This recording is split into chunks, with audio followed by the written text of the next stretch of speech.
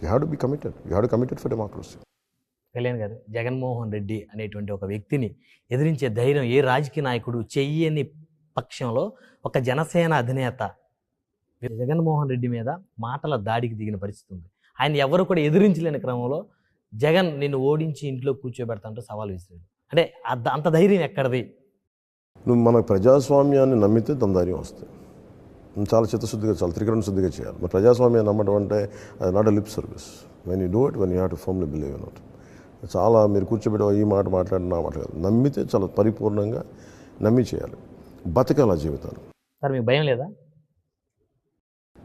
నాకు నమ్మితే భయం ఉండదు. నాకు నిర్ధారణగా వచ్చేంత వరకు జాగ్రత్తతో ఉంటుంది, నాకు భయం ఉండదు. సార్, అనేక సందర్భాలు మీరే చెప్పారు వైఎస్ఆర్ కాంగ్రెస్ పార్టీ రౌడీయిజం, గూండాయిజం పెద్ద ఎత్తున ప్రోత్సహిస్తున్నారు. అలాంటి వైకాపా అధినేతనే ఆయనకి ఈరోజు మీరు కొరకరాని కొయ్యగా మారారు. ఆయన అధికారాన్ని తీసేసే క్రమంలో మీరు బలమైన శక్తిగా ఎదుగుతూ ఉన్నారు. సో ఆయన తరపు నుంచి కానీ వాళ్ళ మనుషుల తరపు నుంచి కానీ ఏదైనా హాని మీకు తలపెడతారేమో అనేటువంటి భయం మీకు ఇప్పుడు కలగలేదా?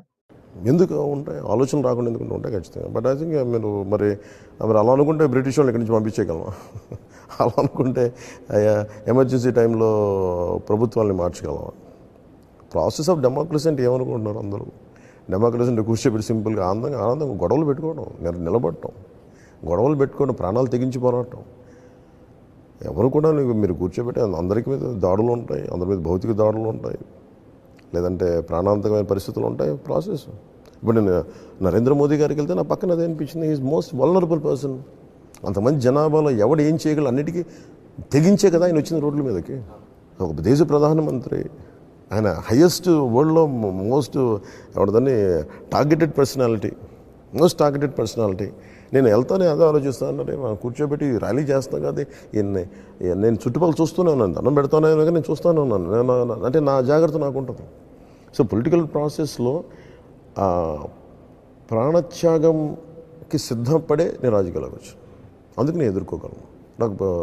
నేను చూడని సుఖాలు కాదు, నేను చూడని డబ్బు కాదు, నాకు రాని పేరు, నాకు లేని పేరు కాదు. బట్ వీటన్నిటికీ మంచి ఇవన్నీ పేరు ఎక్కడి నుంచి వచ్చింది? భారతదేశం సమాజం ఇచ్చింది, భారతదేశ నిర్మాణం ఇచ్చింది. మరి దానికి మనం ఏం చేస్తాం?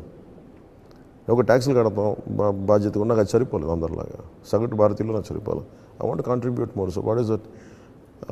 ఎక్కడైతే ప్రాథమిక హక్కుల ఉల్లంఘన జరుగుతుందో నేను నిలబడాలనుకున్నా. మేబీ ఎన్జిఓ అయితే చేసి ఉండొచ్చు, కొంతమంది స్నేహితుల సమూహంతో చేసి ఉండొచ్చు, సరిపోలే. Then I established a party, I withstood. And నాకు క్రిమినలైజేషన్ ఆఫ్ పాలిటిక్స్ నాకు ద్వేషం. నేను క్రిమినల్ ఆలోచన విధానంతో పాలిటిక్స్ నడిపితే నేను వాళ్ళకి శత్రువును.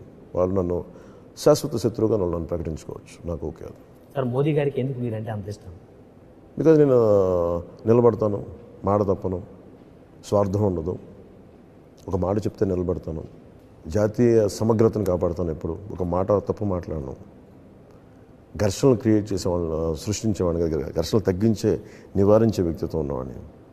అవన్నీ వాళ్ళకి అర్థమవుతాయి. 1 సంవత్సరం అర్థం కాదు, 2 సంవత్సరం, కానీ దశాబ్ద కాలంలో చూస్తారు కదా. దేశ ప్రధాని తెలంగాణలో ఎన్నికల ప్రచారంలో మేరా సాత్ పవన్ హై అన్నారు. మీకేమనిపించింది సార్ ఫీలింగ్? ఆయన ఆ మాట అనకపోయినా నాకు ఆయన ఇష్టం ఉంటుంది. ఆ మాట ఉంటే ఖచ్చితంగా ఆనందం ఉంటుంది. కృతజ్ఞతాపూర్వక నమస్కారం పెడతాను. మనస్ఫూర్తిగా భారతీయ జనతా పార్టీ పనిచేస్తుంది అనుకోవచ్చా కూటమికి? పని చేస్తారండి, పని చేయకుండా ఎందుకుంటారు? మీరు భారతీయ జనతా పార్టీ కార్యకర్తల దగ్గర ఎందుకు ఆగిపోతున్నారు? భారతీయ జనతా పార్టీ దాని మద్దతుదారులు కూడా, మోడీ గారి అభిమానులు కూడా, మోడీ గారిని వ్యక్తిగతంగా ఇష్టపడే సమూహం కూడా, న్యూట్రల్స్ కూడా, అది కూడా చూడాలి కదా మనం. మేము 1-2 సందర్భాలు మీరు అడిగిన ప్రశ్నకి 1-2 చోట్ల చేయకపోవచ్చాము, దాన్ని ఆధారం చేసుకుని కాదు కదా. సో టీడీపీ జనసేన శ్రేణులు గ్రౌండ్